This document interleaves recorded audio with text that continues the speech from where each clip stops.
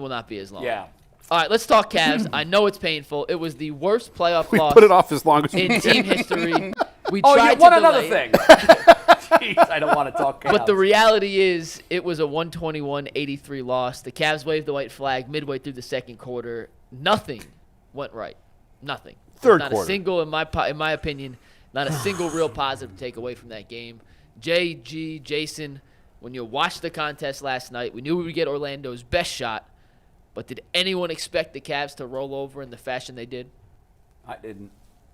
They quit. No, I didn't expect that. I at least, and I said this on Twitter, at least when Orlando came to Cleveland, it was an uphill battle and they lost. But they still showed fight. They still fought. They got it to within Yeah. 4 and 6 in the late in the fourth quarter. No, midway through the fourth quarter in both of those games. Yeah, and they just didn't shoot that well. They knew they were. They're offensively kind of stunted a little bit, but for the Cavs, that's just it's the reason why it's very difficult to say the Cavs are a real contender because, and I know that I always hearken to this because, when we watched in 2016, we watched those Cavs teams, right? Those Cavs team, I will give them credit for as we go back and watch LeBron and Kyrie. The teams they were supposed to beat, they beat them or swept them or moved them up out of there. There was a level of professionalism to say, okay, let's not give this team any sort of hope, any sort of good vibes, and we're gonna put y'all away. The Cavs are a better team than the Magic. The Magic can't score the basketball. It just looks like the Magic just played harder. It just looked like nobody came to really do anything. And I'll say this: we have to talk about Darius Garland. Max Strus is struggling, but he's a role guy. Darius Garland, I'm watching the game, and he has 4 points with 4 minutes left to go in the third quarter. Like, they can't win anything with him playing like this. Nothing. Like, this is role player minutes. Can you imagine if back in the day you had a game where Kyrie Irving had 5 points and LeBron is like, hold on, what are we doing here? Now, mind you, nobody else played much better, but that can't be your second best player. That just can't be. That you can that is not going to win you this series. That won't win you no series next week or next against the Celtics. And I just gotta, I'm kind of throwing things out there because it's a frustrating loss. I'll go watch the Miami Heat and way they played against the Celtics. The way that they were without Jimmy Butler and the sets that they ran, they were pinpoint accurate on what they wanted to do. The game plan was what it was. Bam Adebayo was aggressive, and we know the game plan was shoot. The game plan for Miami was shoot. They hit 33s or 25 threes, but down the stretch, look how they execute. They just look like they got a plan, Jason. I just saw a high pick and roll. They do have a plan. They got a plan, Jason. I ain't got one. We need a plan. I got a plan. Can we get a plan? You know what Mike Tyson famously said? I think it was Mike Tyson. Everybody has a plan until they get hit in the mouth. Yeah, everybody got a plan until you hit 10 straight threes, yeah, right? And the thing that jumped out to me, I agree. I have said mostly throughout this year, and I started thinking this way last year, that close and late, Darius, he gets tight. Bad passes, doesn't get a shot off, turnovers, forcing bad shots. I think with him it could be a pressure thing. And when you go on the road in a playoff game, that is pressure. And I'm not sure, Jason, that he handles pressure well at all. I've seen him hit some big threes at the end of games. Not to say he hasn't hit big shots.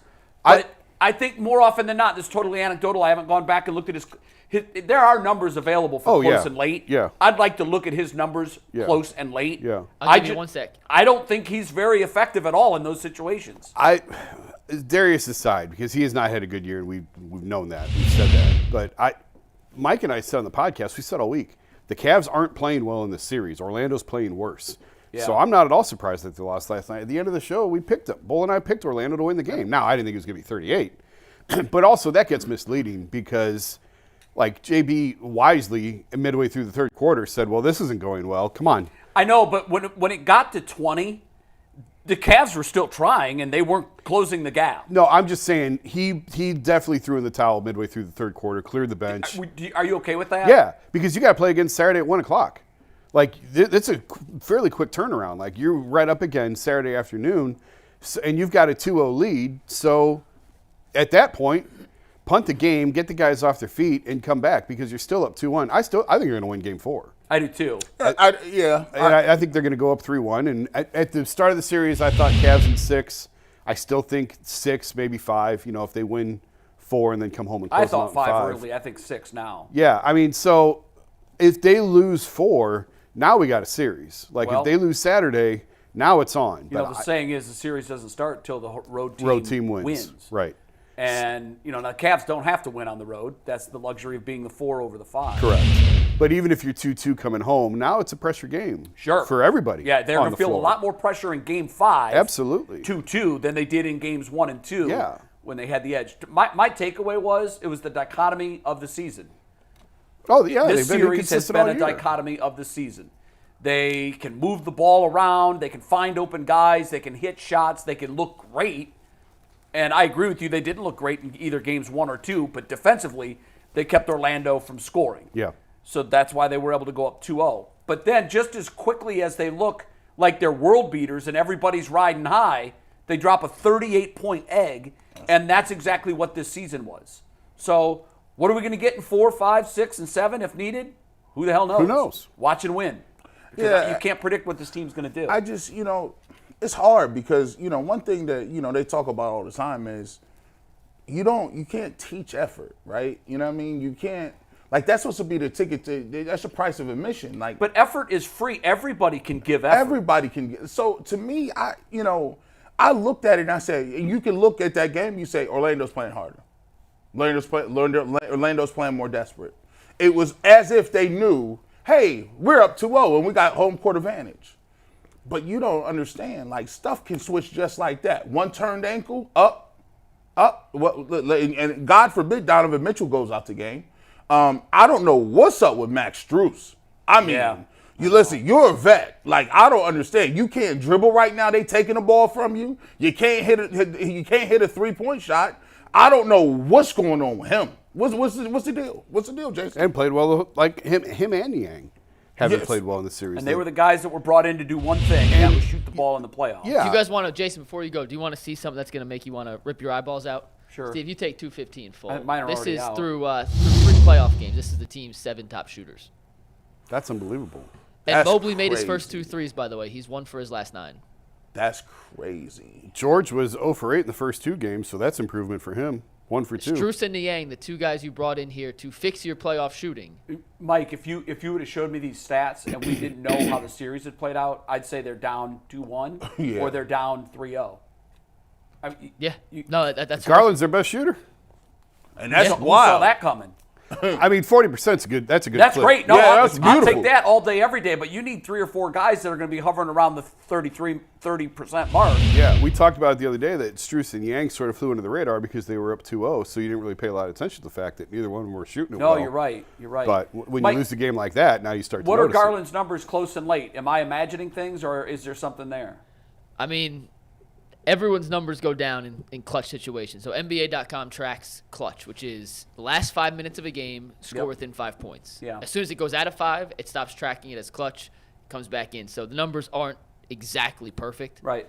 Everyone's numbers go down, but I'll give you his clutch numbers over the last 3 seasons. This year, he played in 28 games that were technically considered clutch moments. Yeah. In those games, he had 50 total points. He shot 13 of 45 from the floor, which is 29% from the floor. And he shot 30% from 3. Not great. His field goal percentage was lower than his. And so that backs up one thing that I've noticed in close and late is he's forcing horrible shots, oftentimes early in the shot clock when it's not needed. You go back to last year. What about his turnovers? 'Cause Yeah, it that's feels like what I he's was more not taking interested care of the in. basketball in those situations either. He has 15 assists to 10 turnovers in those clutch situations. All right. If you go back to last year, and I'll go back to last year and then the year before. That kind of just to give backs you up his what three. I thought. 2 seasons ago, 36 clutch game situations according to NBA.com. He scored 60 points. He shot 34% from the floor, 24% from 3, had 22 assists and 15 turnovers, which is still too many turnovers. Way too many turnovers. And then back to 2021, his All-Star season, he shot 37% in 34 clutch situations. He shot 24% from 3. Here's the difference. 25 assists to 8 turnovers. That's a positive 3 Wow. and change to 1. What year was assisted that? turnover ratio. That was his all-star 2021, year. 2022. 21, 22. So that was the year that was when the ball was in his hands. In his hands. And there Primarily. was no other. So one of the things that was discussed nationally, and we talked about it here locally, when they acquired Donovan Mitchell, is he going to stunt the growth of any of these young superstars? And I don't know that you can make a strong case that he's stunted the growth of Allen or if he's stunted the growth of Mobley. I don't think Mobley has advanced as much as we would have hoped. But I think there's a clear-cut argument to be made that Darius Garland is on a downward trajectory since Donovan Mitchell showed up. When the Cavs acquired Donovan, they had a lot of internal metrics that showed that Darius plays well in an off-ball role. Now, there's other people that just want to put the ball in. People around Darius want Darius to have the ball in his hands, and that's it. Right. And let him run the offense. That ship has sailed. It has. With Donovan Mitchell on the roster, I am not putting ball in his hand. But again, his best season was when there was no other ball. I agree with that. I mean, it's tough making those adjustments. I agree, but when you got your second best, look, you got to think about it. Just swap his name out, right? Say Jaylen Brown and Jason Tatum. If Jaylen Brown got 5 points in the playoff game, they'd be killing him. Yeah, no question. They would say, "What are you doing? We can't win with that." Do you agree with the folks in his camp that think he should be the primary ball handler? I mean, if you look at the numbers, he had his best year when Donovan was in Utah and Colin Sexton was hurt. So now, is that just because it's his best year? Does that mean it's best for your team to win games? I don't know. There's also a mindset that I think goes along with being the alpha and being the point. Yeah. And I'm just totally psychoanalyzing, and I have no credentials to do that, but that's what we do. To me, it seems when Donovan was brought in, it was a blow to his ego because Darius probably thought that this was his team and he was going to be the guy that triggered the offense. And it clearly hasn't manifested itself the way he thought. And I think, and I've been reading between the lines in some of the comments, something particular that JB said after the Game 1 win. This was big for us because all our guys knew that Darius needed to be picked up. That to me tells me that his psyche is dinged, and the team knows it, and he's playing like it is too. Well, he's had a terrible year. Everybody knows that, and the broken jaw, and had his mouth wired shut, and lost all that weight in the middle of a season. It's hard to come back from that. So, in terms of I just go back to what the numbers say. The numbers say he had his best year when the ball was in his hands and there was no other dominant. Were the Cavs better, though? It's hard to say because I don't think so. Well, they were so young and they were just starting to trend upward. Then, Right. It's impossible to say had they left that trajectory alone. Okay, so if you where they would be. Push a go back button, would you prefer that the Cavs were built that way without Donovan? Well, here's the thing: Donovan is an upgrade over Colin Sexton, right? Well, undeniably. Right. So they had to figure out the Collins situation. They didn't want to pay him all that money. For a while, I thought they were going to. But then when Mobley came along and that sort of became the plan of it's got to be Mobley, they pivoted off of Collin. They didn't extend him, sort of the same situation Okoro's in now where they didn't extend him coming off his rookie deal. And they had to figure that out. Utah was willing to pay him. So they bundle all these picks. They make the Donovan trade, and they upgrade at that spot for sure. It cost Markkanen and a ton of picks. But they upgraded that 2 spot, but it put Darius back in the same position of having to play alongside another dominant ball handler. So now you have 2 of them out there, which in theory should be good. You would think. It should be good. Not everyone can play that way, though. Some guys, Darius, I'm sure his whole life has played with the ball in his hands. He's a point guard. So he's always been the one initiating. And so it's an adjustment. And some guys do it better than others. And again, I had people at the Cavs telling me when Colin was here, when they made the trade for Donovan, that their metrics show that Darius is fine in an off-ball role. Like he can thrive without the ball in his hands at times. Clearly, he hasn't thrived in any role this year. And it's hard entirely to put your finger on. But just because what's best for him isn't necessarily what's best for the team, just because it's best for him to be the ball dominant guy. That's why. And I don't know if there is a clear answer to that. Well, that's why I asked a question of your statement. I think, the metrics do show that he was best when he was the primary ball handler before Donovan got here. But then I think the question that the Cavaliers front office has to ask is this the best version of the Cavaliers? Right. Having clearly psychologically he's dinged, and I do think I'm glad you brought up the injury because I think that Mikey said this earlier, and I had somebody else that covered basketball for a long time tell me don't sleep on that injury that he had because of the weight loss, and because of just he's going to get fatigued easier when he comes back, and he hasn't been the same guy. Now, I don't know if we can blame the entire season on the jaw, but clearly it's affected his play, and they're not the same. When you watch, and I'm always watching the playoffs, you watch the way that people ratchet up their game. Yeah.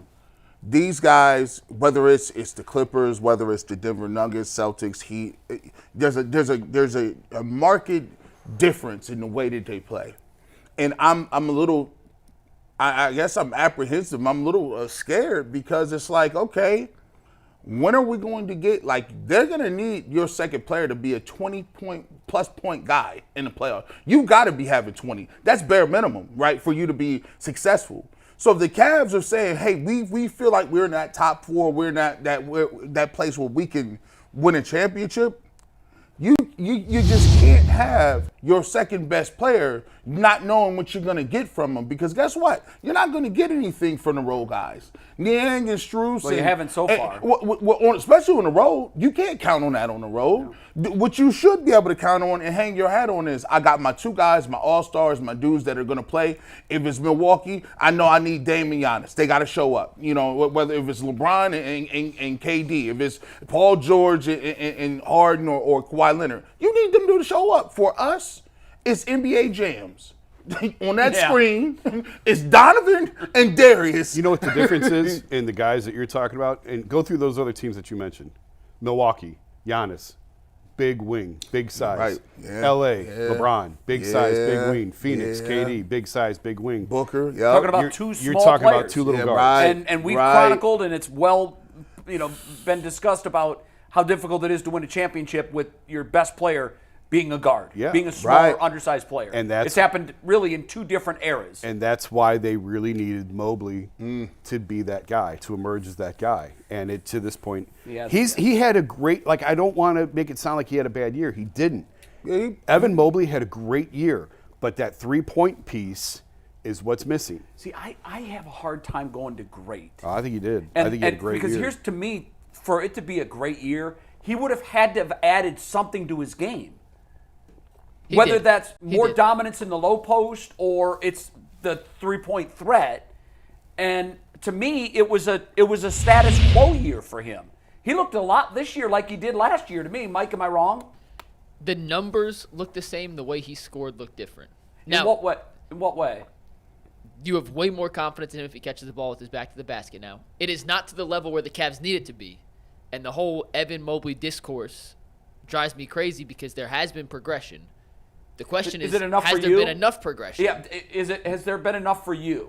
It hasn't been enough to get the Cavs to the point they needed to be in year 2 of the Donovan Mitchell experience. No, that's fair. It is progression, and he is on a linear path towards becoming a very solid, competent player in this league. Which, I think he already is a argue, very solid, competent player. Well, he is. I don't want to word. diminish what he's done. I just don't know. For me, to say someone's had a great year, yeah, I don't know. Especially if this young in his career, I have to see some sort of ascension, some sort of progression. But he's so good defensively. He always was. Yeah.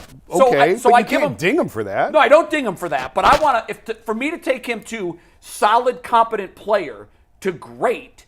I just think he has to have added an element to his game that he hasn't. I see where Jay coming from. I see what you're getting at. For me, what I look for is a guy like this, Bam Adebayo.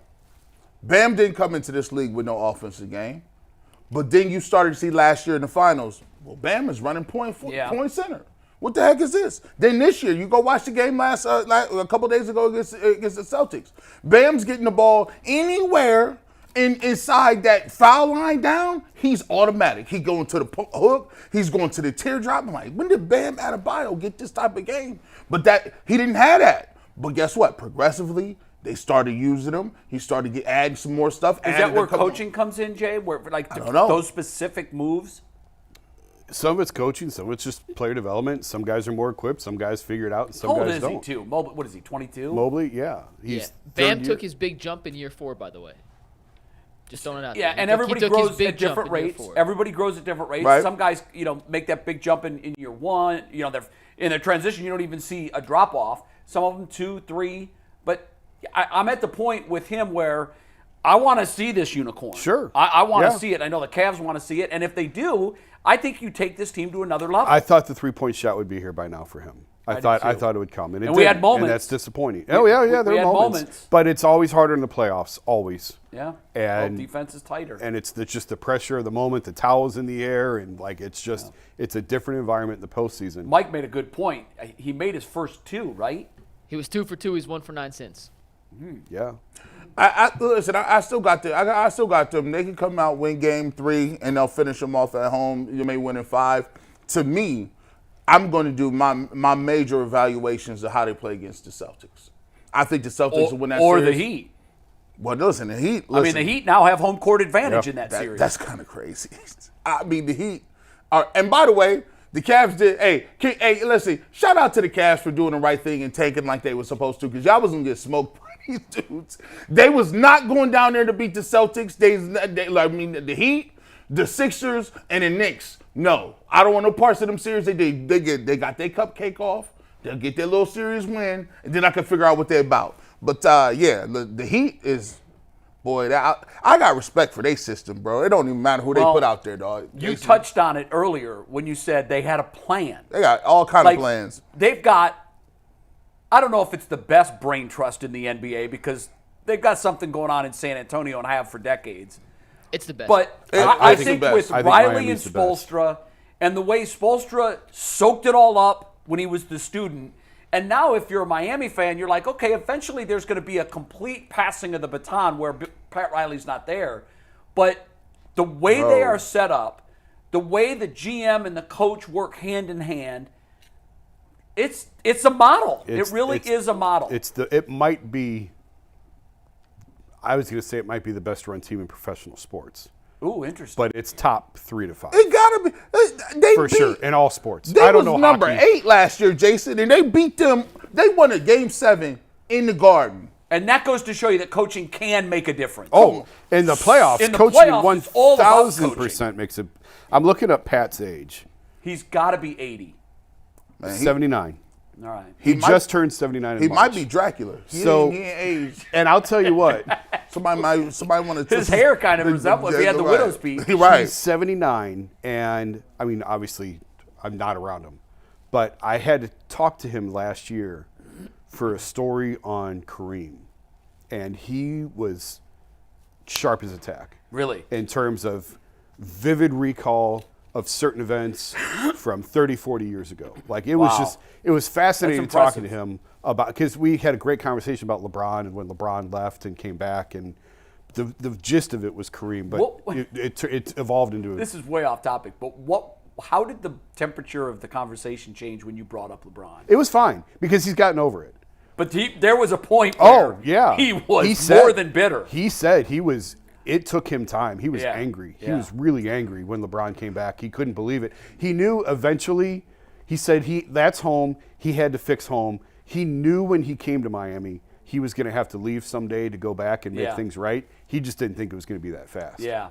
These Heat culture, bro. I tell you, But- listen, they don't even let they assistant coaches be fat. Everybody on the treadmill at the Heat culture, everybody running. That's a fact. Well, you know what's Mike funny? knows about that. Mike, That's a fact. Mike knows this. Like a lot of time, people don't leave the office until Pat leaves, and then when Pat leaves, It's good to Spo's go. out like 5 minutes later. But That's funny. But you don't leave. At least that's how it was a few years ago. That's funny.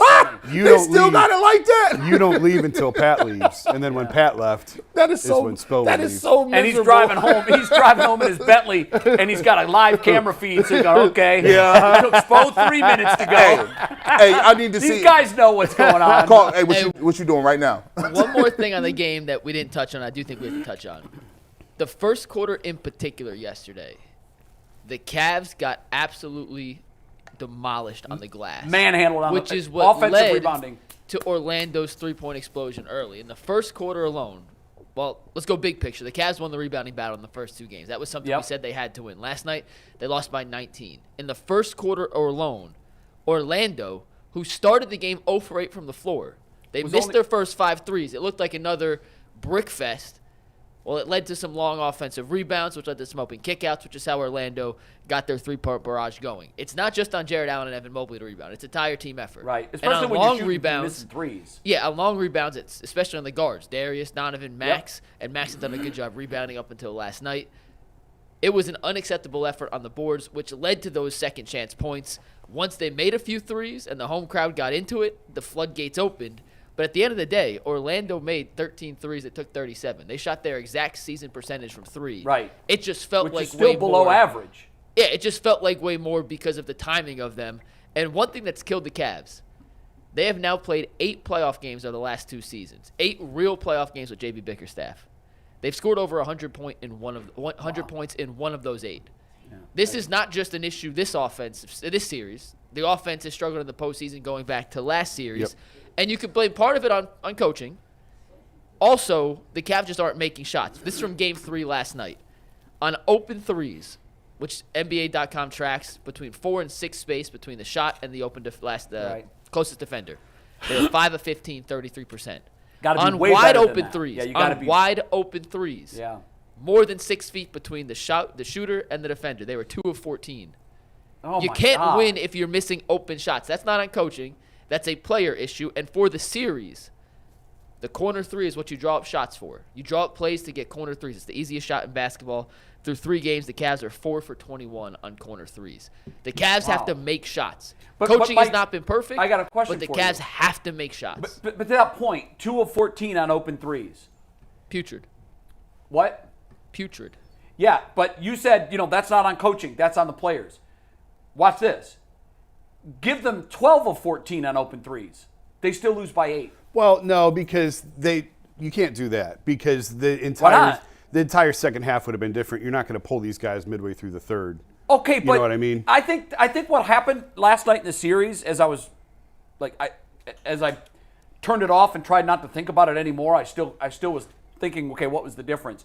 To me, I noticed right away the offensive rebound. Orlando made it a point that we're going to get rebounds. That's what we're going to do. And just like Miami made it a point, Spo said after the game 1 loss, we didn't shoot enough threes.